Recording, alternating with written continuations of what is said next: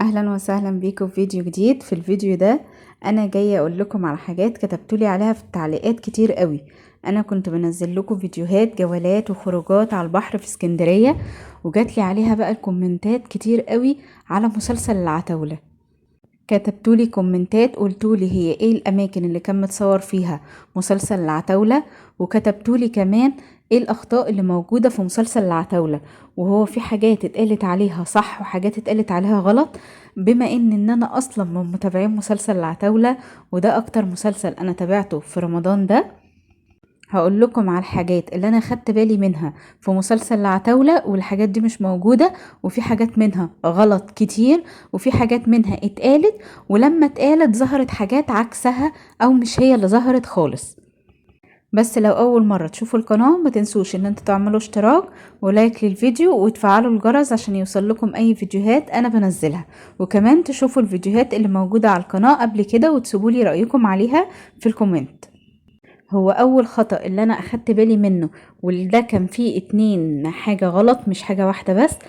في المشهد اللي هو اللي متابعينه، في مشهد كان ابن احمد السقا اللي هو المفروض فارس اللي هو طلع مش ابنه.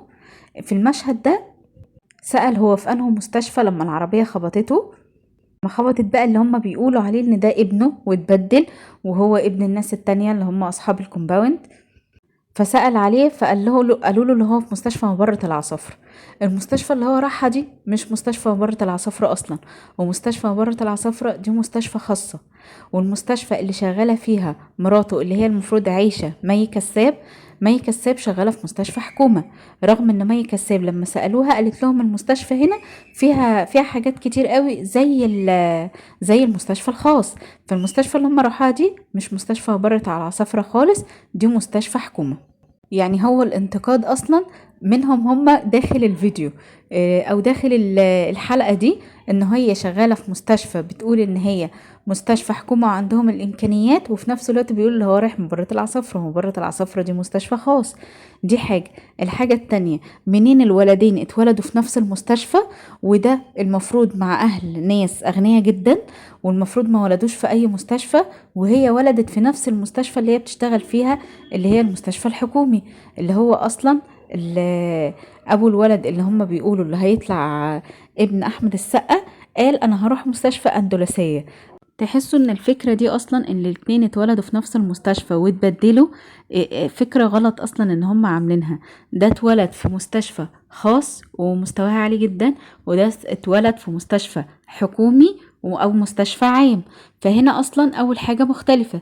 تاني حاجة حتة ان هو راح مستشفى مبرة العصافرة، ودي مش مبرة العصافرة اصلا، مبرة العصافرة خاص. ونفس المشهد وهي بتقول له ايه، بتقول له لا، ده المستشفى هنا مستشفى حكومي او مستشفى عام بس فيها امكانيات. دي اول حاجة وثلاث اخطاء في مشهد واحد بس. الحاجة بقى اللي بعدها ان هم مطلعين ان البنات او الستات في الاماكن الشعبية او الاماكن البسيطة بيمشوا باللبس اللي هم لابسينه، ده شبه لبس كده دينا رفارف. المشاهد دي كلها ما بتحصلش، ما فيش مكان شعبي في اسكندرية كلها او مكان بسيط او حتى مكان مش بسيط حد فيه بيمشي باللبس اللي كانت لابساه دينا رفارف ده ابدا خالص، الا بقى لو اماكن مقفولة او اماكن سهرات هي كده ممكن تلبس كده ماشي تمام. ده موجود في البلد كلها مش في اسكندرية بس.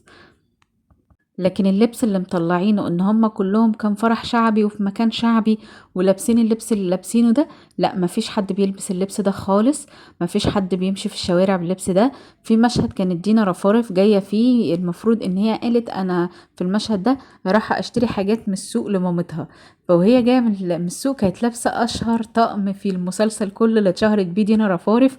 والاصلا مفيش حد بيمشي كده، مفيش حد بيروح يشتري حاجة باللبس اللي هي كانت لابساه. فدي حاجة تانية برضو خطأ في المسلسل. الحاجة اللي بعدها ان في مشاهد ما كانتش في اسكندرية اصلا، يعني كاتبين لي في الكومنتات ايه الاماكن اللي اتصورت فيها. هم صوروا في الدخيلة وصوروا في الماكس وصوروا في ابو قير وصوروا على البحر في اماكن كتير قوي. بس الفرح تقريبا كان في كان في الدخيلة في اسكندرية. بس الفكرة ان هم اصلا في اماكن ما كانتش متصورة في اسكندرية اصلا، والاماكن دي متاخد منها فيديوهات كتير قوي في النص كده مش متصورة في اسكندرية. ولما دورت فعلا في المسلسل لقيت ان المسلسل كان متصور منه مشاهد كتير في لبنان مش في اسكندرية، ومدخلين المشاهد دي مع مشاهد اسكندرية ان هو المفروض كله متصور في اسكندرية، لكن هو الحقيقة ان هو مش كله متصور في اسكندرية، هو جزء منه او 75% منه متصور في اسكندرية والباقي متصور في لبنان. الحاجة بقى اللي بعدها هنا بقى مش خطأ، هنا فكرة المسلسل مخلي اللي بيتفرج عليه يتعاطف مع ناس حرامية، المفروض ان هم حرامية وبيهجموا على البيوت وبيسرقوها وبيسرقوا خزن. فالمفروض المسلسل مفهوش حد كويس خالص غير المفروض حنة، يعني هي الوحيدة اللي كويسة. طب حنة ازاي هتتجوز واحد مش كويس كده؟ ورغم ان هي لما جت اتجوزته واتعرفت عليه ما كانش لسه ان هو تاب او بطل سرقة. دي حاجة. تاني حاجة مخليين ان هو المفروض خضر اللي هو طارق لطفي هو الانسان الشرير. طب ماشي هنمشي في المسلسل ان هم كلهم حرامية مع بعض وان كلهم مش كويسين. طيب ما طارق لطفي هو اللي اخوه خانه في الاول، اللي هو نصار اللي هو احمد السقا. في الاول خالص اول المسلسل اللي حصل ما بينهم المشكلة ان نصار اخد الحاجة اللي كانوا هما بيسرقوها مع بعض واخدها وخباها عن خضر. طب ما هو كده المفروض ان هو احمد السقا اللي غلطان، ما هو اللي خان اخوه. مطلعين بقى ان اخوه هو الوحش اللي هو خضر اللي طارق اللطفي. ازاي وان الخيانة اصلا جت من نصار اللي هو احمد السقا؟ لا ده بالرغم ان هو اصلا تصرفاتهم كلها مش حلوة، ده احنا لو هنحكم على تصرفاتهم وهم بالشكل ده. حاجة كمان هم مسمينهم العتاولة، هو فين العتاولة؟ فين الرجالة اللي وراهم ده؟ هم احنا ما شفنا لهمش غير 3 رجالة، واحد منهم اللي مات في بداية المسلسل، والاتنين التانيين اللي اتسجنوا، وكده مفيش رجالة خالص، مفيش غير الناس اللي بيظهروا بس في المكان او الحارة اللي هم ساكنين فيها وبس كده، لكن ما بقية المسلسل مفيش حد بيظهر فيه خالص. وحتى لما طارق لطفي او خضر جه اللي هو يعمل عملية تانية وقال للي هي سترة مامته، قال لها ان هو عايز رجالة وراحت جابت له السبتي بشوية رجالة، يعني هم مش عتاولة ولا حاجة ولا عندهم رجالة. فهم في المسلسل وراهم رجالة وحاجات كتير دي مش موجودة كمان. يعني فكرة المسلسل اصلا فكرة الواحد مش عارف يصدقها هو بيتفرج عليها، رغم ان المسلسل يشد والمسلسل حلو قوي. بس حلوة قوي كدراما، يعني الناس اللي بتحب حتة الدراما، انا بحب حتة الدراما عشان كده المسلسل واخدني. لكن اخطاؤه كتير بيستفزني وانا بتفرج عليه، حاجات مش فاهماها داخلة في بعضها.